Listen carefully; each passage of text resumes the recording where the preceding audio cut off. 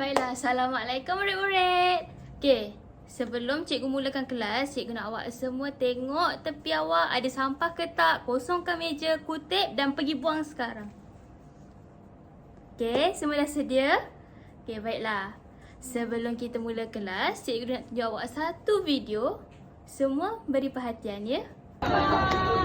Kak Awan nak tahu ini dari mana? Sabah. Sabah. Saya India. India ke? Labanan Nyonya. Melaka, Melayu. Oh, Melayu, Melaka. Cina. Oh, China. Sarawak. Abang aurat. Makasih Kak. Okey, awak semua dah tengok video tu. Jadi apa yang awak semua nampak? Ya, ada baju tradisional. Okey, boleh sebutkan cikgu setiap kaum kita pakai baju apa? Kaum India kita pakai baju apa? Betul, sari. Kaum Cina, cheongsam. Dan kaum Melayu, baju kurung, baju kebaya. Kalau lelaki kita ada cakap musang dan teluk belanga. Okey, sekarang ni cikgu ada tunjukkan awak satu gambar kat sini. Apa yang awak nampak daripada gambar tu? Awak nampak tak dekat gambar ni ada corak dia yang sendiri? Nampak tak? Dekat kain batik baju kurung kedak. Ya, okey, hari ni cikgu nak ajar awak semua pasal corak dan rekaan. Okey, hari ni kita nak gunakan teknik capan. Sebelum cikgu buat demonstrasi, cikgu nak tunjuk awak bahan-bahan yang kita akan gunakan untuk buat teknik capan. Okey, mula-mula cikgu ada bendi. Okey, kemudian cikgu ada kentang. Kentang ni cikgu dah okey. Okey, kemudian cikgu ada daun dan bawang.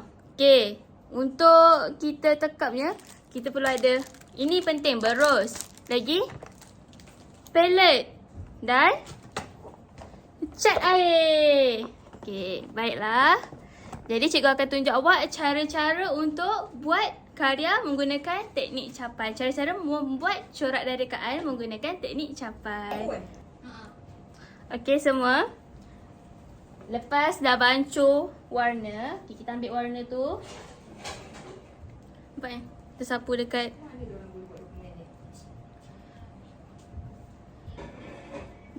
dekat kentang ni.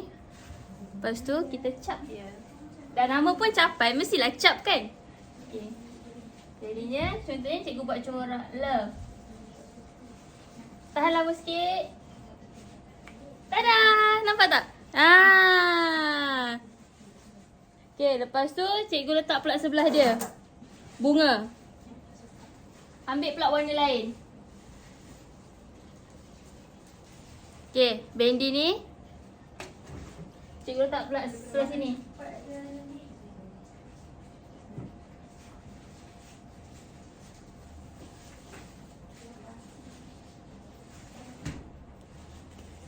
Nampak tak semua? Tak nampak, cikgu bawa ke depan ya. Ya, macam tu. Okey, lepas tu kita buat lagi. Kata nak buat corak kan? Kita cap lagi kat sini. Cap sebelah sini pula. Cap sebelah sini. Cap sebelah sini. Nampak tak? Kalau awak semua cap banyak kali, dia akan warna dia makin memudah. Jadinya setiap kali nak cap, awak colour balik dia. Boleh? Okey, lepas tu kita ambil bendi yang tadi, kita buat pula dia punya corak kat bawah tu.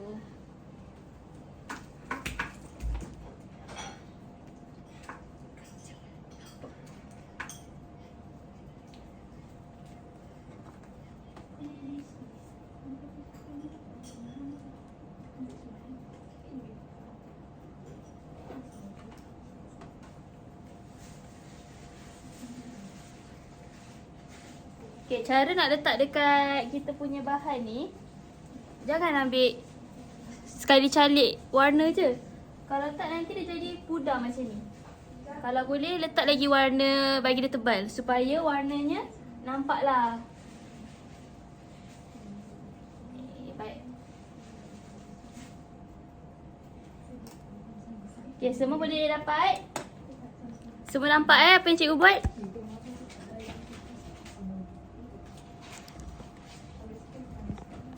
Okey, baiklah.